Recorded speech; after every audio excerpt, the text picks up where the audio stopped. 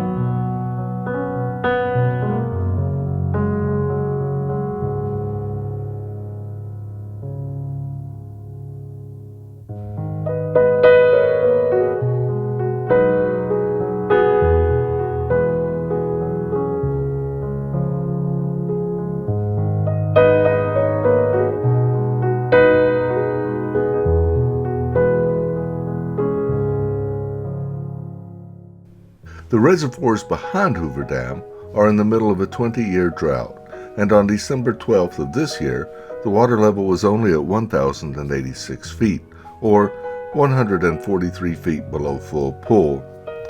At 1,050 feet, the dam will not be able to generate electricity, and if the water level should drop to 895 feet, it will not be able to provide water to Las Vegas.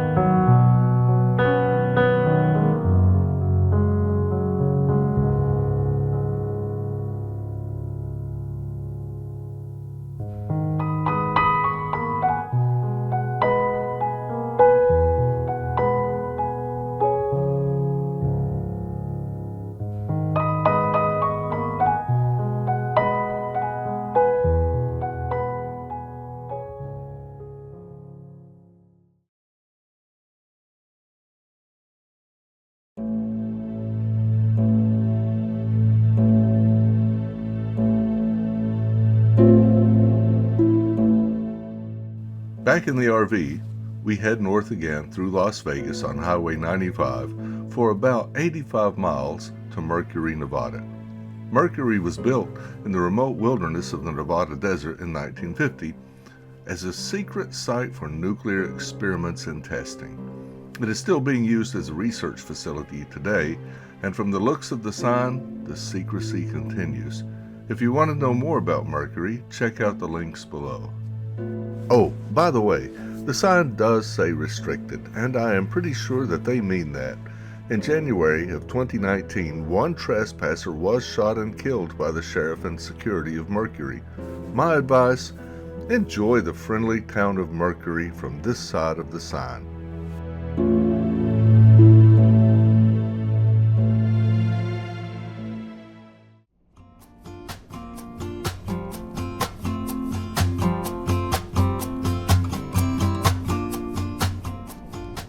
As it was getting late, we continued on another 50 miles to the little town of Beatty, Nevada, to be near the Rhyolite ghost town in the morning. Since it was dark when we got there, we opted to find an RV campground instead of boondocking it as we had originally planned.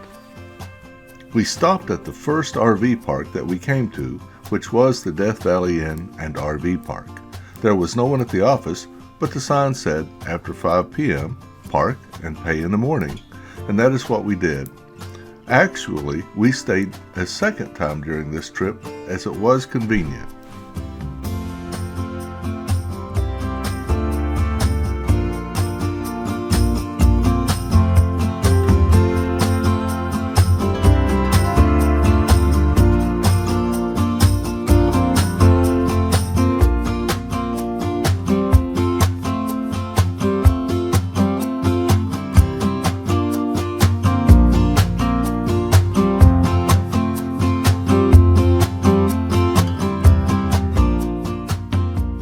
One of the nights in Beatty, we ate supper at the Sourdough Saloon. This place had a character and a nostalgic atmosphere, like when you were a kid and your parents smoked in the car with the windows up, that kind of atmosphere. But the pizza was good and Bob enjoyed his sandwich. And really, your choices in Beatty are pretty limited.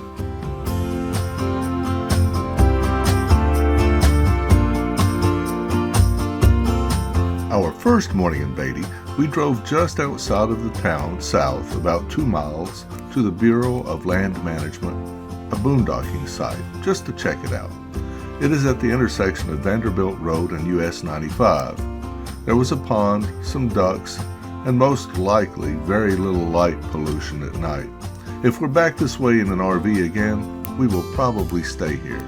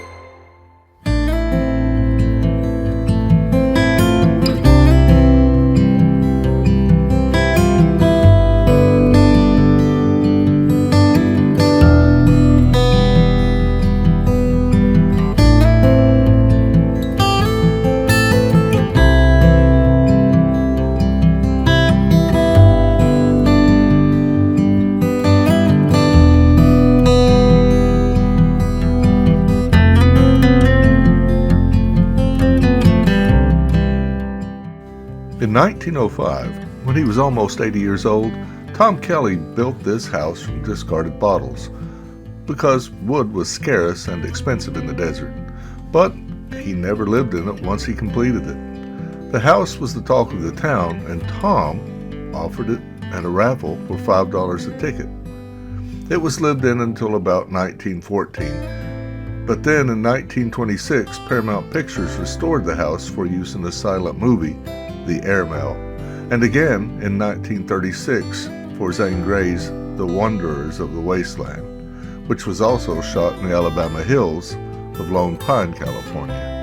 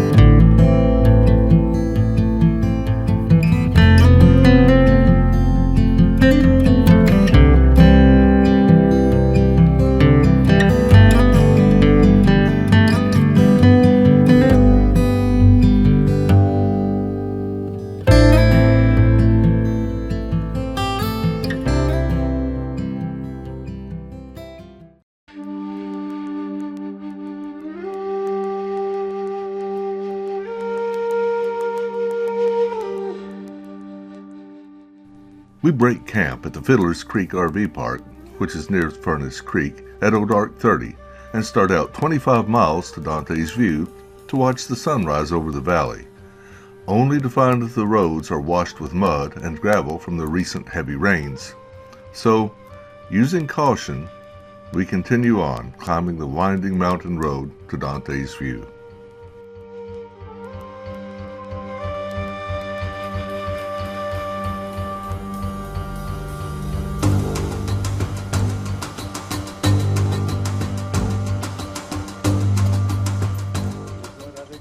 Once we get to the parking lot, however, the visibility is zero, and it is very cold with very strong winds. So after setting for a while, we figure the weather is not going to clear anytime soon. So Bob postpones his shower, and we start back down the winding mountain road.